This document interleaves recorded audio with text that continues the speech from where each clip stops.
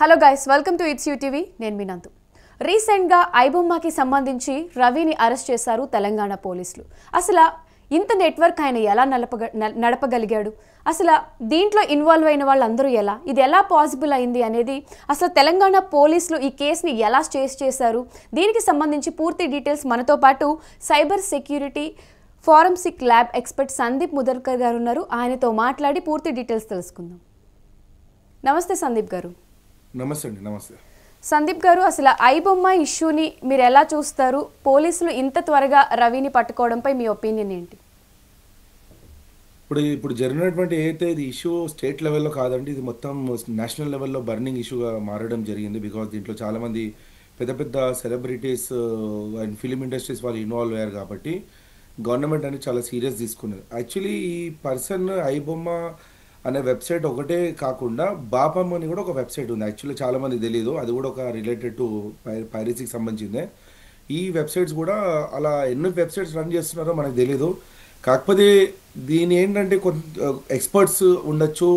మనం ఒక హ్యాకర్గా మనం ఆలోచిస్తే అతను ఏదో స్వార్థం కోసం చేసి ఉండొచ్చు, లేకుంటే ఫన్ కోసం చేసి ఉండొచ్చు, లేకుంటే రియల్గానే డబ్బులు సంపాదించాలని దానికోసం చేసి ఉండొచ్చు, లేకుంటే ఫ్రీ ఆఫ్ కాస్ట్ పబ్లిక్కి ఒక మూవీ చూపించాలనే ఆలోచనతో చేసి ఉండొచ్చు అనేది చాలా చాలా కోణాలను మనం ఆలోచిస్తే రీజన్స్ అనేది మనం కంక్లూజన్కి రాలేము మనం. కాకపోతే మనం ఏంటంటే ఐబొమ్మ అని చెప్పేసి ఒకటే వింటున్నాము.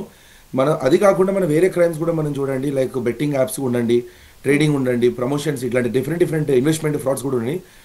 ఇలాంటి వాళ్ళు చేసే అవకాశాలు అది కూడా ఉన్నాయి. అంటే ఇది ఐబొమ్మదే కాకుండా వీళ్ళు డిఫరెంట్ క్రిమినల్ యాక్టివిటీస్ కూడా చేస్తుండొచ్చు. బికాజ్ ఒక 3 crores రూపీస్ అమౌంట్ అనేది మన డిపార్ట్మెంట్ వాళ్ళు రికవర్ చేయగలుగుతున్నారు అకౌంట్ల నుంచి. అంటే అతనికి మూవీ బేస్ మీద కాకుండా ఇంకా వేరే సైట్స్ నుంచి కూడా వేరే క్రిమినల్ యాక్టివిటీస్ చేస్తుండొచ్చు అని చెప్పేసి నేను అనుకుంటున్నాను. మెయిన్ ఏంటంటే ఈ పూర్తిగా ఏదైతే డేటా ఉందో ఇతనికి దొరకడం అంత సులభం కాదు. అంటే ఒక సర్వర్లో హ్యాక్ చేయడము, డేటాను దొంగలించడం అంటే ఇప్పుడు ఉన్నటువంటి ప్రజెంట్ టెక్నాలజీలో ఉన్న ప్రకారంగా చూస్తే డేటాని దొంగలించడం అంటే చాలా కష్టం.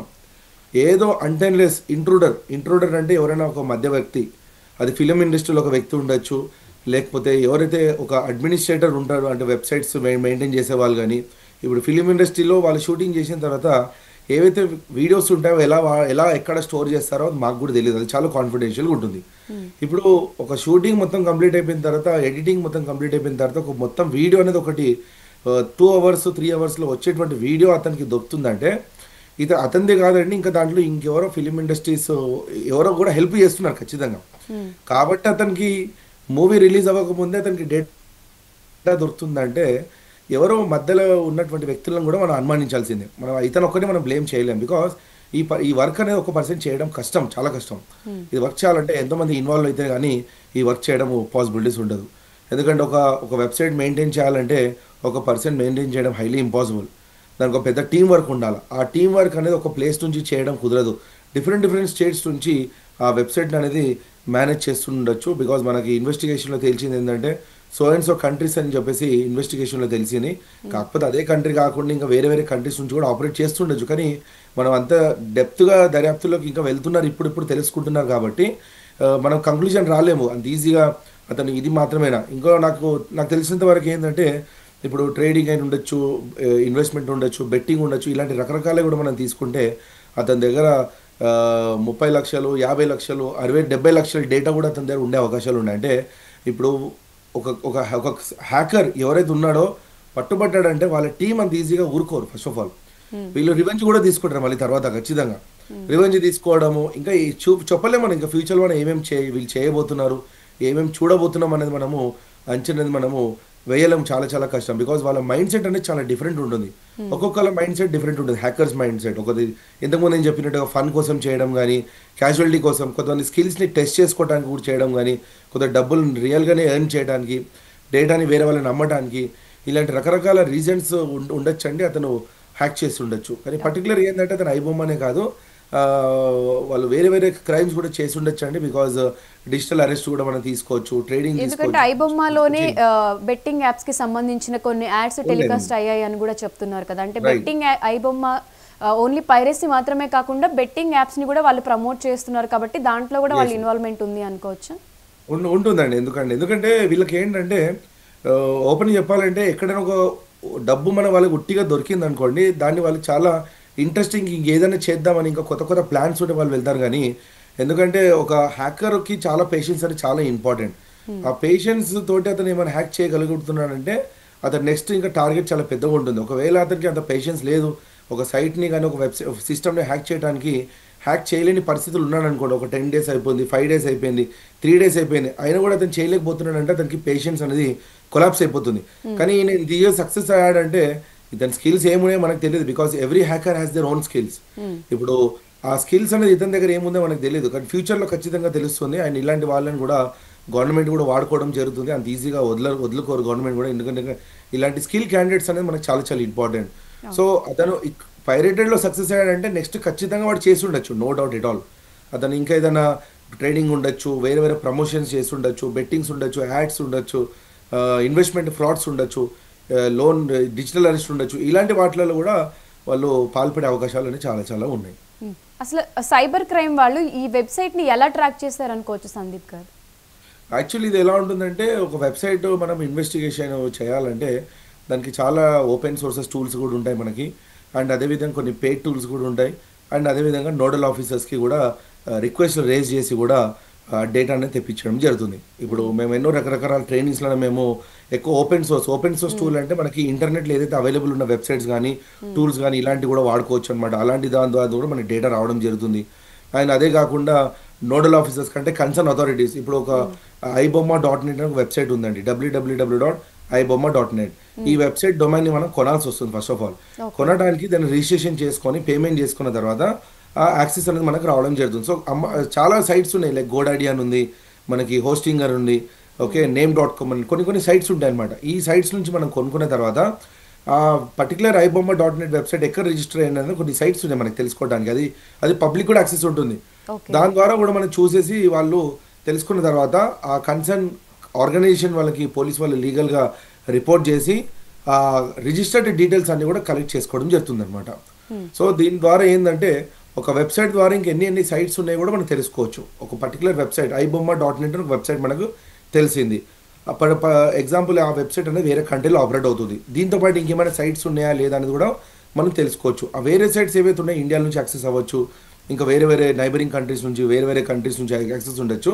సో దాన్ని మనము రివర్స్ ఐపీ అని చెప్పేసి పిలుస్తారనమాట, టెక్నికల్ టర్మ్. రివర్స్ ఐపీ ద్వారా మనకి ఇంకా మిగతా వెబ్సైట్స్ కూడా ఏమేమి ఉన్నాయని మనం తెలుసుకోవచ్చు. సో టార్గెట్ ఏంటంటే ibomma.net వెబ్సైట్ ఏదో వేరే కంట్రీలో ఆపరేట్ చేస్తే వాడు ఖచ్చితంగా దొరకడు, ఎందుకంటే బయట కంట్రీలు ఉన్నాడు కాబట్టి ఆల్టర్నేట్ వేస్ అంటే సెకండ్ వే ఆఫ్ క్లూస్లో మనం ఐడెంటిఫై చేయడం జరుగుతుంది అనమాట. అందుకే ఈ విధంగా వాళ్ళు రిజిస్టర్డ్ డీటెయిల్స్ అన్ని కూడా మనం తెచ్చుకోవడానికి అవకాశాలు ఉన్నాయి. సో దాంట్లో మనకి ఆ పర్సన్ పేరు, వాడినటువంటి క్రెడిట్ కార్డ్ కానీ డెబిట్ కార్డ్ కానీ ఆన్లైన్ బ్యాంకింగ్ కానీ అంటే payment mode, email IDs, phone numbers, and అదేవిధంగా లొకేషన్స్ అంటే మీరు చెప్పినట్టుగా తనకి ఒక 60 సైట్స్ ఉన్నాయి. అంటే ఒకటి పోలీస్ వాళ్ళు బ్లాక్ చేస్తే ఇంకొక సైట్ నుంచి లాగిన్ అవుతున్నాడు, ఆ వెబ్సైట్ డౌన్ అయ్యే ఛాన్సెస్ లేవు అని మాట్లాడుతున్నారు కదా. అంటే ఇంత చేయాలి అంటే అతనికి ఎంత నాలెడ్జ్ ఉండాలి, ఎంత నెట్వర్క్ ఉండాలి మీ అంచనా ప్రకారం? అందుకే అంటున్నాను, అదే ఒక పర్సన్ చేయలేదండి, అది చేశారంటే దానికి ఒక పెద్ద టీం వర్క్ అనేది ఉండాలి ఖచ్చితంగా. ఒక పర్సన్ చేయడం అంటే ఇది అసాధ్యం. సో ఒక 10 మంది ఉండొచ్చు, 20 మంది ఉండొచ్చు, లేకుంటే 30 మంది ఉండొచ్చు, కానీ ఒక్కరు కానీ ఇద్దరు వాళ్ళతో కానీ చేయడం కుదరదు. దీంట్లో ఏంటంటే మల్టిపుల్ టాస్క్లు అనేది చేయడం జరుగుతుంది. ఒక సైట్ని హ్యాక్ చేయాలంటే మన డిఫరెంట్ టెక్నాలజీస్ ఉన్నాయి, hacking techniques, like SQL injection అని పిలవచ్చు. That is the most common method. చాలామంది హ్యాకర్స్ ఎక్కువ వాడుతుంటారు, చాలా ఈజీ ఉంటుంది అనమాట, దాని పెద్ద టీం వర్క్ అవసరం లేదు. నెక్స్ట్ DDoS అటాక్ అని ఉంటుంది. ఇలా డిఫరెంట్ టైప్స్ ఆఫ్ అటాక్స్ ద్వారా ఒక సైట్స్లో బగ్స్ ఉంటేనే వాళ్ళు హ్యాక్ చేయగలుగుతారు. బగ్స్ లేకపోతే ఒక వెబ్సైట్ హ్యాక్ చేయడం ఇంపాసిబుల్. దాన్ని బైపాస్ చేయడం చాలా ఇంపార్టెంట్. పోలీసులకే సవాలు విసిరాడు రవి అని మనం చెప్పుకోవచ్చు. అంటే మీలాంటి సైబర్ ఎక్స్పర్ట్స్కి ఏదైనా డీకోడ్ చేయాలి, డిటెక్ట్ చేయాలంటే ఎంతో నాలెడ్జ్ ఉండి ఎంతో ఎఫెక్టివ్ టైం పెడితేనే ఇవన్నీ పాసిబుల్ అవుతాయి. అలాంటిది ఒక కామన్ మ్యాన్ రవికి ఇవన్నీ ఎలా పాసిబుల్ అయి ఉండొచ్చు? అంటే ఈ టెక్నిక్స్ అన్నీ అంటే బయట కూడా ట్రైనింగ్ తీసుకునే ఛాన్సెస్ ఉండొచ్చు అనుకోవాలా? ఇప్పుడు ఉన్నాయండి. ఇప్పుడు అతనికి స్కిల్స్ ఎలా వచ్చాయంటే మనం కొన్ని ఫారమ్స్ కూడా ఉన్నాయి నెట్లో, ఇంటర్నెట్లో, యూట్యూబ్ ఛానల్స్ కూడా చాలా అవైలబుల్ ఉన్నాయి.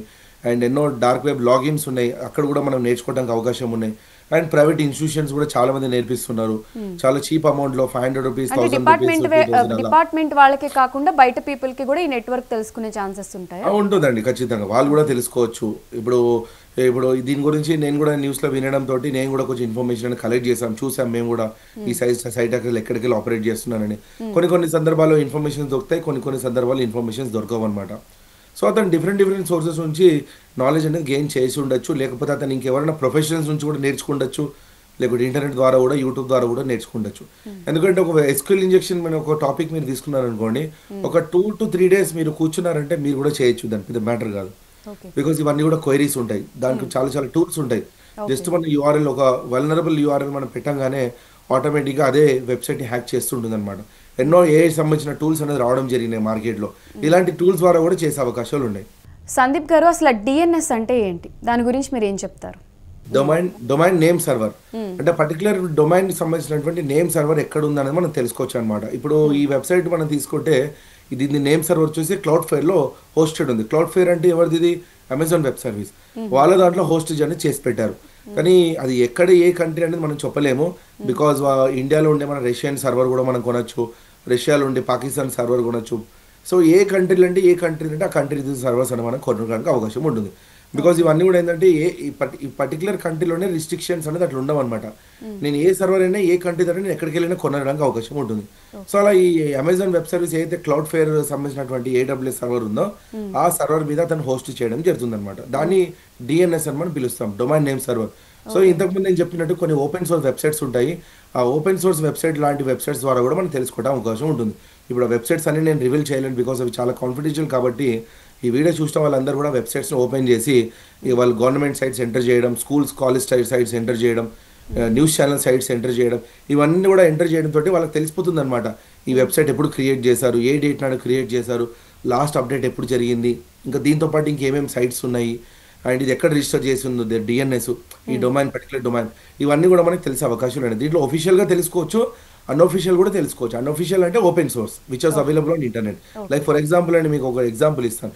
లైక్ మీకు ఫోన్ నెంబర్ వచ్చింది అనుకోండి, ఏదైనా ఒక రాంగ్ కాల్ మీకు వచ్చింది, మీరు ఏం చేస్తారు? ట్రూ కాలర్లో సెర్చ్ చేస్తారు, లేకుంటే వాట్సాప్లో. అది ఓపెన్ సోర్స్ అనమాట, అంటే అందరికీ యాక్సెసిబుల్ ఉందన్నమాట. ఇప్పుడు అదే పోలీస్ వాళ్ళు ఏం చేస్తారు?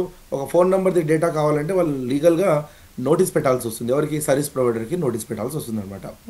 ఇది సర్వీస్ ప్రొవైడర్కి ఏదైతే నోటీస్ పెట్టాల్సింది పబ్లిక్ యాక్సెస్ ఉండదు అనమాట.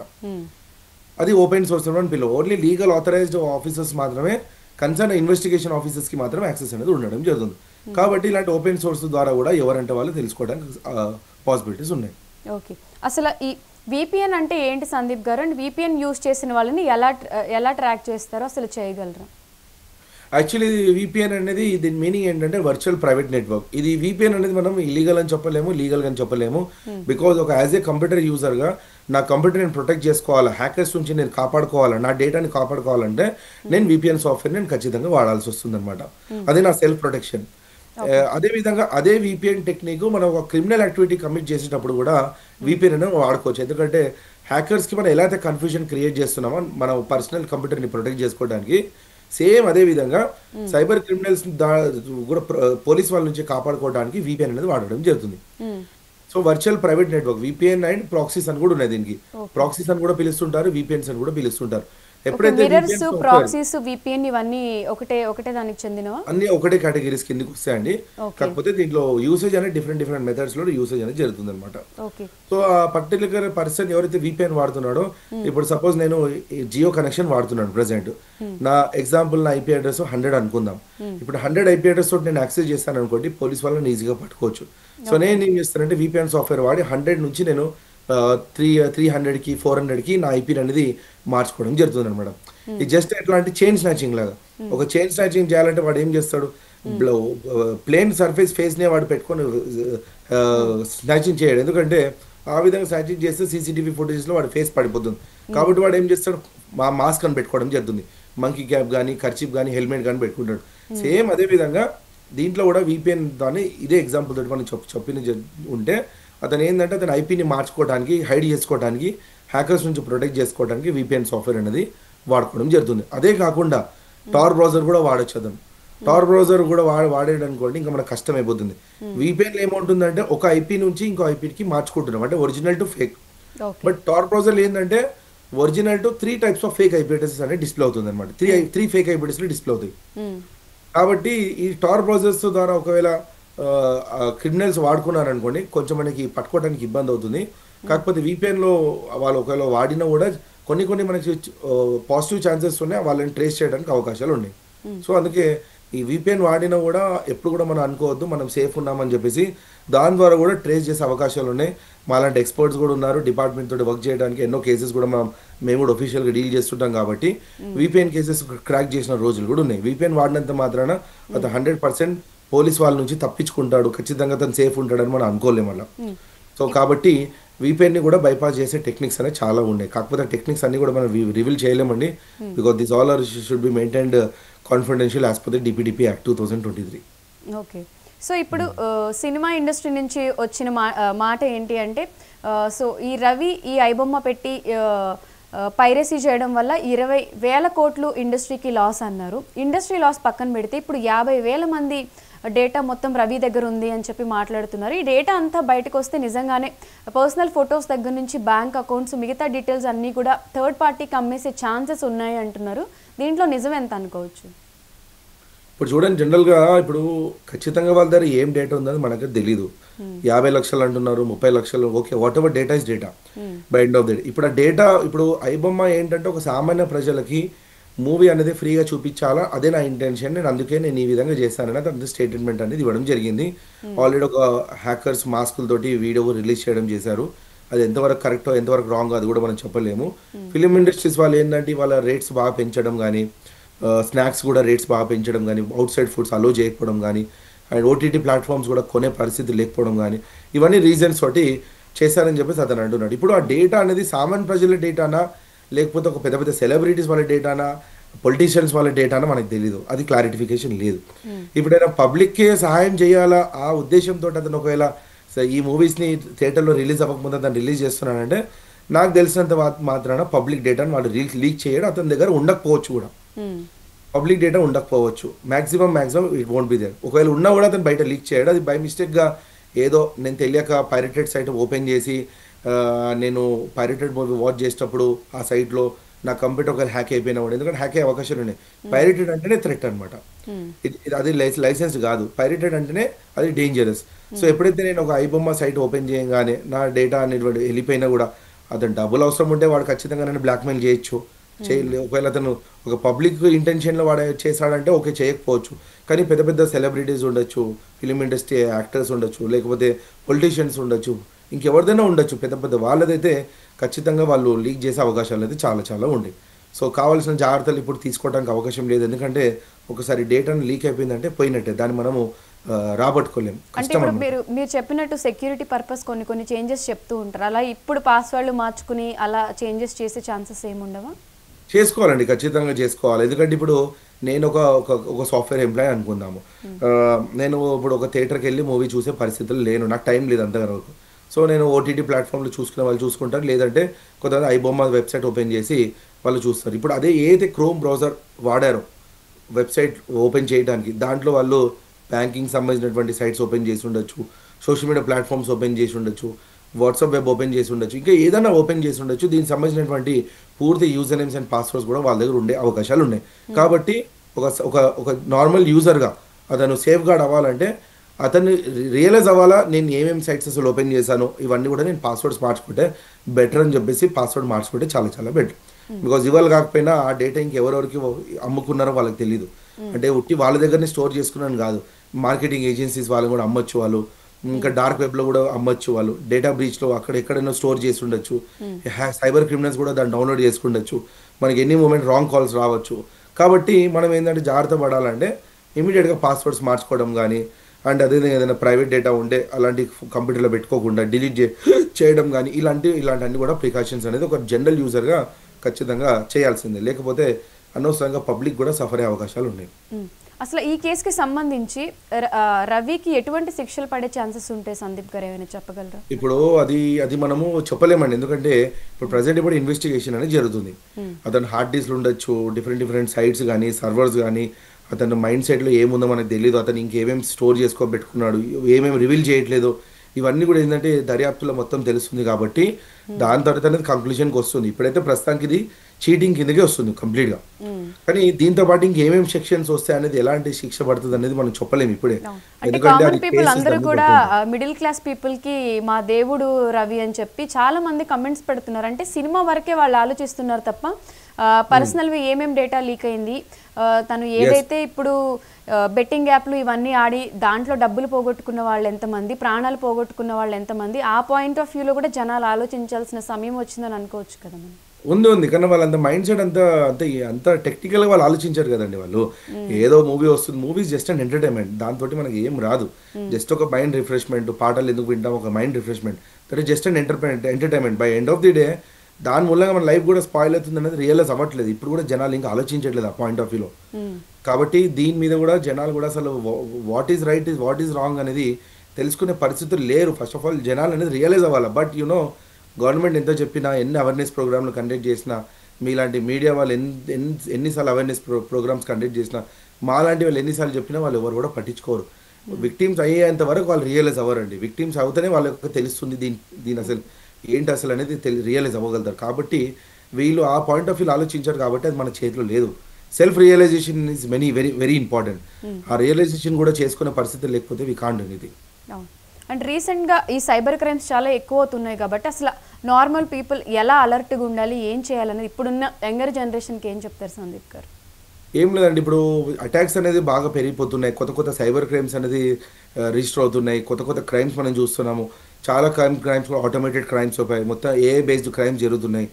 మొన్న వరకు మనం జిబిలని చూసాము, నానో బనానాని చూసాం. Every day it's a hot topic for us. ఒక 2-3 days హాట్ టాపిక్, మళ్ళీ థర్డ్ డే ఇంకో టాపిక్ వస్తుంది.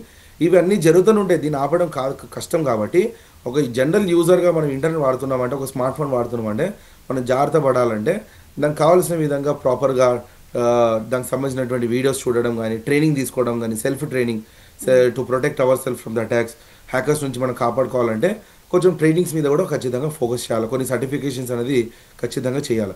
ఇక సర్టిఫికేషన్స్ ఇవి కూడా వాళ్ళు ఏం చేయకుండా డైలీ యూట్యూబ్లో చూసుకుంటా ఇలాంటి వాటికి అడిక్ట్ అయిపోతే, సోషల్ మీడియా ప్లాట్ఫామ్ అడిక్ట్ అయిపోతే ఇంకా వాళ్ళు ఎక్కడ లేని ప్రాబ్లమ్స్ అనేది ఫేస్ చేసే అవకాశాలు చాలా ఉన్నాయి. కాబట్టి వీళ్ళు సేఫ్ గార్డ్ అవ్వడానికి కొంచెం ప్రాపర్గా బ్యాటిల్, మనం యుద్ధం ఆల్రెడీ మనం చేస్తున్నాం, మనకు తెలియకుండానే మనం యుద్ధంలోకి దిగిపోయాం. అది జనాలను రియలైజ్ అవ్వాలా. ఆ యుద్ధం నుంచి మనం గెలుచుకోవాలంటే మనం జాగ్రత్త పడాల్సిన చాలా అవసరం. లేకపోతే ఖచ్చితంగా వాళ్ళు ట్రబుల్స్ అనేది పడే అవకాశాలు ఉంటాయి. దీని మూలంగా ఫ్యూచర్లో ఏంటంటే సూసైడ్స్ కూడా పెరిగే అవకాశాలు ఉంటాయి. ఎందుకంటే దీనికి సొల్యూషన్స్ అనేది చాలా కష్టం దొరకడం. చాలా రేర్ కేసెస్లలో సొల్యూషన్స్ అనేది దొరుకుతున్నాయి ఇప్పుడు ఉన్న ప్రజెంట్ సినారియో. అందుకే awareness is only the solution అని చెప్పేసి మనం అనుకుంటున్నాము. సో జనాలు ఏంటంటే దీని వైపు కూడా కొంచెం ఆలోచించి రియలైజ్ అవ్వాల్సిన అవసరం చాలా ఉంది. లేకపోతే చాలా ఫ్యామిలీ మొత్తం కూడా సఫర్ అయ్యే అవకాశాలు ఉంటాయి ఫ్యూచర్లో. సందీప్ గారు, అసలు ఇప్పుడు సైబర్ క్రైమ్ జరిగింది, ఒక అకౌంట్లో అమౌంట్ ఇమీడియట్గా కట్ అయ్యాయి అంటే అసలు జనాలు ఏ నెంబర్కి కాంటాక్ట్ అవ్వాలి, ఎవరితో మాట్లాడి ఇది తెలుసుకోవాలి అంటే ఏం చెప్తారు?